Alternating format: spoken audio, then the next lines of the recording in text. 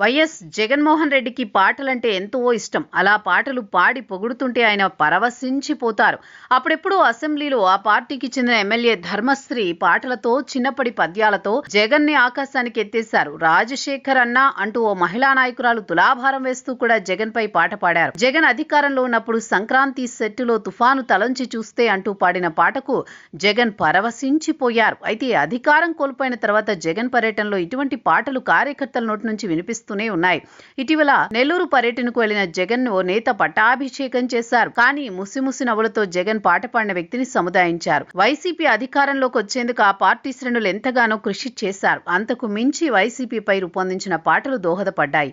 మా నమ్మకం నువ్వే జగన్, రావాలి జగన్, కావాలి జగన్, జగనన్న అజెండా, జనం గుండెల్లో గుడి కట్టడమే జగన్ అజెండా, మడమ తిప్పని నేత అంటూ కీర్తిస్తూ పాడిన పాటలు ప్రజల్లోకి బలంగా వెళ్లాయి. ఆ పార్టీ అధికారంలోకి వచ్చేందుకు దోహదపడ్డాయి. అయితే ఎక్కువగా జగన్ వ్యక్తిగత భజన చేసే నేపథ్య గాయకులు ఎక్కువైపోయారు. ఇటీవల నెల్లూరు జిల్లాలో పోర్టుల సందర్శనకు జగన్ వెళ్లిన సంగతి తెలిసిందే. పనిలో పనిగా ప్రజా దర్బారు నిర్వహించి ప్రజల నుంచి వినతులు స్వీకరించారు. అకస్మాత్తుగా ఓ వ్యక్తి వచ్చి పాట పాడడం ప్రారంభించారు. జగన్ పాటు పక్కనే ఉన్న వైసీపీ నేతలకు ఏం చేయాలో పాలుపోలేదు.